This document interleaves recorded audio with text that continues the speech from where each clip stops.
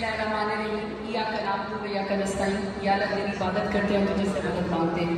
ऐसी शकीब साहब secretary RTA यहाँ पे, DC बरियार साहब, कमिश्नर चट्टा साहब और मेरी MPA हनीफ पिताफी साहब, ट्रांसपोर्टर और जितने भी मुसाफिर हजरात यहाँ पर तशरीफ लाए, डेरा गाजी खान के मजूरा वहाँ, सोशल मीडिया, इलेक्ट्रॉनिक मीडिया, तमाम को अस्सलाम वालेकुम।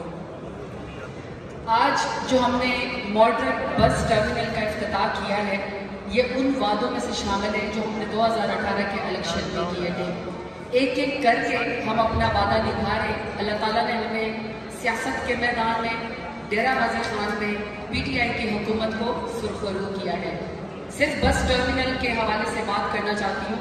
स्टूडेंट लाइफ कुछ अर्सा पहले हम भी स्टूडेंट्स थे और हम लोग डिफरेंट बस सर्विसेज के ऊपर सफ़र करके दूसरे शहर अपने कॉलेजेस पे या ट्रिप पे जाया करते थे। एक खातून होने के नाते मैं एक बस टर्मिनल के बारे में बात करना चाहती हूँ कि जिन लोगों के पास अपनी गाड़ी होती है, अपनी सवारी होती है, उनके लिए तो कोई मुश्किल नहीं होती, लेकिन जिन लोगों के पास अपनी गाड़ी नहीं होती और उन्हें बस पे जाना होता है या वैन के ऊपर जाना होता है, कोई अपनी बेटी को या अंडर एज स्टूडेंट को अकेले नहीं भिजवा सकता, फैमिलीज को कोई अकेले नहीं भिजवा सकता।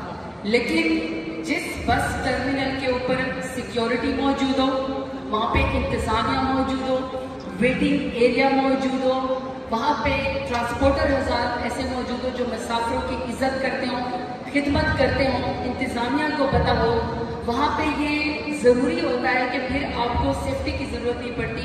स्टूडेंट्स भी सेफली जो है वो ट्रैवल करते हैं, ख़वातीन भी जाती हैं, फैमिलीज भी जाती हैं और उनकी ज़िंदगी सफ़र जो है वो आसान बन जाता है। डेरा गाजी खान में जो हमने तरक्की का सफ़र शुरू किया था